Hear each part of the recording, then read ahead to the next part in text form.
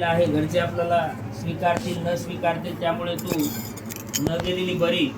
आणि त्या उद्देशाने ते पहिलं बाळातपण तिचं त्या जंगलामध्ये त्या पतीसोबतच होतं आणि दुसऱ्या बाळातपणाच्या वेळेस ती पतीसोबत हट्ट धरते की मला माझ्या माहेरी जायचा. आणि ते रस्त्याने निघतात जंगलामध्ये, जंगलाचा रस्ता, त्या रस्त्यामध्ये निघाले असताना त्या ठिकाणी खूप जोराचा वादळ वारा पाऊस सुरू होतो.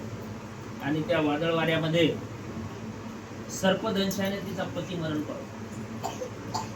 सर्पदंशाने पती मरण पावतो तेव्हा ती खूप दुःखी होते. पण एक कडेवर एक मूल असतं, पोटामध्ये एक मूल असतं. त्यावेळेस ती त्या पतीचा त्या पाण्यामध्ये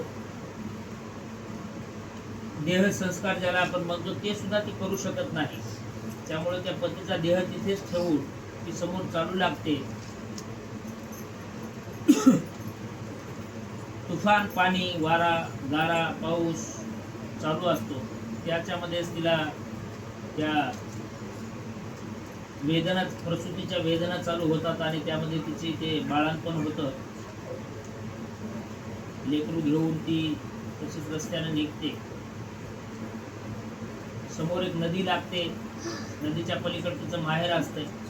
त्या माहेरात जाण्यासाठी ती पटाचारा त्या नदीच्या तीरावर उभं राहून पाहते तर पाणी, पाऊस झालेला असल्यामुळे भरपूर पूर त्या नदीला आलेला असतो.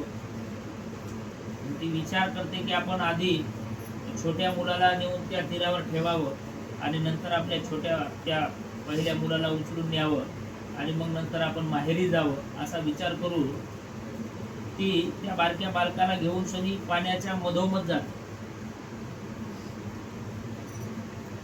पाण्याच्या मधोमध गेल्याच्या नंतर ते पाणी तिच्या पार नाकापर्यंत येतं. पण तशीच तरुण ती त्या मुलाला त्या पलीकडल्या तीरावर नेऊन ठेवते. आणि या मुलाला दुसऱ्या जे तिचा पहिला मुलगा असतो तिला नेण्यासाठी त्या पाण्यातून पुन्हा रिटर्न ती त्या मुलाला नेण्यासाठी येते. त्यावेळेस एक घार त्या छोट्या मुलाला उचलून घेऊन आणि ती पाठीमागे करून पाहते की ते घार त्या मुलाला उचलून घेताना ती आक्रोश करते. आता कोण्याही आईला आपला पोटचा गोळा सहजासहजी कुणाच्याही हाती देऊ वाटत नाही. आक्रोश करते. त्यावेळेस या तीरावर असणाऱ्या मुलाला वाटतं की आई मला बोलावत आहे. आणि हे तीरावर असणारा मुलगा सुद्धा पाण्यामध्ये येतो आणि त्या पाण्याच्या जास्त असलेल्या प्रवाहामुळे तो मुलगा सुद्धा वाहून जातो आणि ती त्याच्यातून निघून पती रस्त्यातच मरण पावला. दोन्ही मुलं रस्त्यामध्ये चाक आली, एक घारीनं नेला, एक पाण्यात वाहून गेला. आणि मग ती गावामध्ये जाते. गावामध्ये जाते तेव्हा गावाच्या कडेलाच तिला एक तिच्या गावातला माणूस भेटतो आणि सांगते, पटाचारा तू कशी आलीस? तुझ्या वडिलाचं, आईचं कालच निधन झालं, तुझ्या भावाचं निधन झालं, तुझ्या बहिणीचं निधन झालं. आम्ही आताच एका चितेवर सर्वांना अग्निसंस्कार करून आता बाहेर निघालो. त्यावेळेस ती अक्षरशः वेडी पिशी, कारण माहेरातही तिच्या कुणीच राहिलेलं नसतं. आणि अक्षरशः ती वेडी होऊन तिला अंगावरल्या कपड्याचं भान देखील तिला राहत नाही. आणि ती रस्त्यानं अक्षरशः वेड्या माणसासारखं ती मनालाच बोलत, मनालाच विचार करत ती त्या रस्त्यानं अक्षरशः फिरत असते. आणि त्यावेळेस तिच्या अंगावर एकही कपडा राहत नाही. आणि मग ती ज्या ठिकाणी तथागत सम्यक संबुद्धाचं धम्मप्रवचन चालू होतं त्या ठिकाणी ती पटाचारा जाते. लोक ती नग्न आलेली स्त्री पाहून काही लोक तिला हुसकावण्याचा, तिला भिवू घालण्याचा, तिथून काढून देण्याचा प्रयत्न करतात. त्यावेळेस तथागत म्हणतात, थांबा, तिला माझ्याकडे येऊ दे. आणि तिला बेटा म्हणून हाक मारतात. पटाचाराला जेव्हा तथागत सम्यक संबुद्धाने बेटा माझ्या जवळ आहे असं म्हणल्याच्या नंतर तिच्या जे भावना होत्या ते सगळ्या गळून पडतात. तिच्यावर जे मानसिक विकृत असा आजार झालेला तिचा तो गळून पडतो आणि ते मी माणूस आहे असं तिला कळायला लागतं. आणि जेव्हा कळायला लागतं तेव्हा ती भानावर येते आणि तिला कळतं की आपण एक स्त्री आहोत आणि स्त्री असून आपल्या अंगावर कपडे नाही. तेव्हा ती लज्जेने एकदम त्या ठिकाणी शरमून जाते आणि बाजूच्या कोणातरी एका उपासकाने तिच्या अंगावर काहीतरी टाकतात आणि ती तथागताच्या चरणावर पडते. तेव्हा अनित्यवादाचा सिद्धांत तथागत सम्यक संबुद्धाने त्या ठिकाणी सांगितलेला. तथागताने तिला सांगताना उपदेश केला की हे जग हे नश्वर आहे, अनित्य आहे. या जगामध्ये जी गोष्ट उत्पन्न होणार आहे ती एक ना एक दिवस नष्ट होणार. त्याच्यामध्ये सर्वात उत्तम असणारं जीवन म्हणजे मनुष्य जीवन. मनुष्याने आपल्या या जीवनामध्ये कुशल कर्म केले पाहिजे. तथागत सम्यक संबुद्धांनी आपल्या धम्मामध्ये जन्माला अजिबात महत्त्व दिलेलं नाही, मृत्यूला अजिबात महत्त्व दिलं नाही. तुम्ही जोपर्यंत हा सदेह शरीर घेऊन या पृथ्वीवर आहात तोपर्यंत तुमचे कर्म कसे आहेत त्या कर्माला महत्त्व आपल्या धम्मामध्ये तथागत सम्यक संबुद्धाने दिलेला. त्यामध्ये गृहस्थांसाठी 5 शील आहेत, ज्याला आपण पंचशील म्हणतो. आता सुरुवातीलाच आपण त्रिसरण पंचशील दिलं. हे 5 शील म्हणजे मी प्राण्याची हिंसा करणार नाही, मी चोरी करणार नाही, मी मद्यपान करणार नाही, मी व्यभिचार करणार नाही, मी खोटे बोलणार नाही. हे जे शील आहेत हे तथागत सम्यक संबुद्धाने ग्रस्त असणाऱ्या जीवनामध्ये आपणाला निब्बाणाकडे नेणारे हे शील आहे. म्हणजे ज्या माणसाला कधीही हे शीलाचं पालन जर आपण केलं तर आयुष्यामध्ये आपल्याला कधीही दुःख येणार नाही, कधीही संकट येणार नाही. हे शील आपल्याला त्या तथागत सम्यक संबुद्धाने दिलेले आहे. त्यामुळे माणसाने नेहमी शीलाचं पालन आपण केलेलं पाहिजे. जे तथागत सम्यक संबुद्धांनी आपल्याला पारमिता सांगितले आहेत त्यापैकी दान पारमिता असेल, शील पारमिता असेल, ते पारमिता आपण पूर्ण केल्या पाहिजे.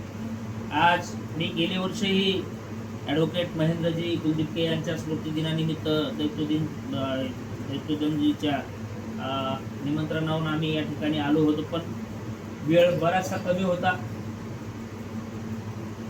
आणि आम्ही भोजन घेतलं. परित्राण सूत्राचं पठण करून आशीर्वाद देऊन आम्ही लगेच निघून गेलो. आणि यावर्षीही त्यांनी सस्नेह या ठिकाणी आमच्या श्रामनेर प्रशिक्षण केंद्रातल्या भिक्खू संघाला या ठिकाणी आमंत्रित केलेलं आहे. यामागचा उद्देश असा असतो की माणसाचे जे 4 भौतिक घटक आहेत, पृथ्वी, वायू, आप आणि तेज, हे या पुण्यकर्माने, या कुशल कर्माच्या बलाने कितीतरी कल्पाच्या नंतर एकत्रित येत असतात. असं तथागत सम्यक संबुद्धाने आपल्या वाणीमध्ये काही जे आपण जे गाथा सुक्त म्हणतो त्याच्यामध्ये सांगून ठेवलेला. त्यासाठी वारंवार आपण त्यांच्या नावे सत्कर्म म्हणजे कुशल कर्म आपण केले पाहिजे. त्या कुशल कर्माच्या बलाने त्यांचे ते 4 भौतिक घटक कितीतरी कल्पाच्या नंतर एकत्रित येतात आणि त्या एकत्रित त्या येणाऱ्या घटकामुळे पुनर्जन्म होऊ शकतो. ही तथागत सम्यक संबुद्धांनी मांडलेली व्याख्या आहे.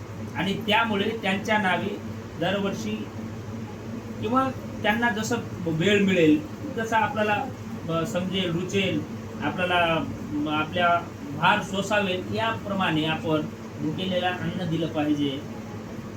निराश्रितांना आपण कपड्यांचं दान दिलं पाहिजे, भिक्खू संघाला भोजनदान दिलं पाहिजे, औषधी दान दिलं पाहिजे, चिवरदान दिलं पाहिजे. या कुशल कर्माच्या बलाने त्यांचे ते 4 भौतिक घटक कितीतरी कल्पाच्या नंतर एकत्रित येऊन त्यांचा तो पुनर्जन्म म्हणजे त्यांना ती सद्गती लाभत असते. असा हा आपल्या या धर्मामध्ये चालत आलेला हा आपला रीतिरिवाज 2500-3000 वर्षापासून चालत आलेला, तथागत भगवान बुद्धाच्या काळापासून चालत आलेला आपला हा रीतिरिवाज आजही आपण या ठिकाणी बरेचसे उपासक. मधल्या काळामध्ये आपल्या या धम्माला थोडीशी मरगळ आली होती. आपला धम्म इथल्या काही मनुवादी लोकांनी म्हणजे पार रसातळाला नेण्याचा काम या ठिकाणी केलं, परंतु बोधिसत्व परमपूज्य विश्वरत्न डॉक्टर बाबासाहेब आंबेडकर यांच्या रूपाने 14 ऑक्टोबर 1956 रोजी आपल्याला हा धम्म मिळाला. आणि त्या संविधानाच्या माध्यमातून आपले लोक इतके प्रगतिशील झाले, शिक्षणाच्या माध्यमातून अनेक उच्च पदावर गेले, पैसा आला, माणसाला म्हणजे जीवनामध्ये मान सन्मान मिळायला लागला आणि आपले लोक हे परदेशात जायला लागले. परदेशातले भिक्खू संघ आपल्या इथे यायला लागला, वेगवेगळे धम्मग्रंथ आपल्याला वाचायला मिळाले आणि त्याच्यामधून आपल्याला आपला हा धम्म पुन्हा नव्याने समजायला लागला. नाहीतर आपल्याला त्रिसरण पंचशीलाच्या वरी आपल्या धम्मामध्ये काहीही माहीत नव्हतं. गेल्या 10-20 वर्षाच्या काळामध्ये आपल्या धम्माने खूप मोठी प्रगती आपल्या भारतामध्ये केलेली आहे. याचं सर्व श्रेय बोधिसत्व परमपूज्य बोधिसत्व डॉक्टर बाबासाहेब आंबेडकरांना जातं आणि त्याच अनुषंगाने आज कुलदीपके परिवाराने ॲडव्होकेट कालवश महेंद्रजी कुलदीपके यांच्या स्मृतिदिनानिमित्त या ठिकाणी एवढ्या मोठ्या भिक्खू संघाला त्यांनी आमंत्रित केलं. आमचे दौत्यदनजी नांदेडला त्या आमच्या नांदेड परिमंडळाच्या त्या रेल्वेमध्ये नोकरीला आहेत. आमची नेहमी भेटगाठ होत असते. पूजनीय भदंत पय्या बोधीजी यांचे ते खास मित्र आहेत.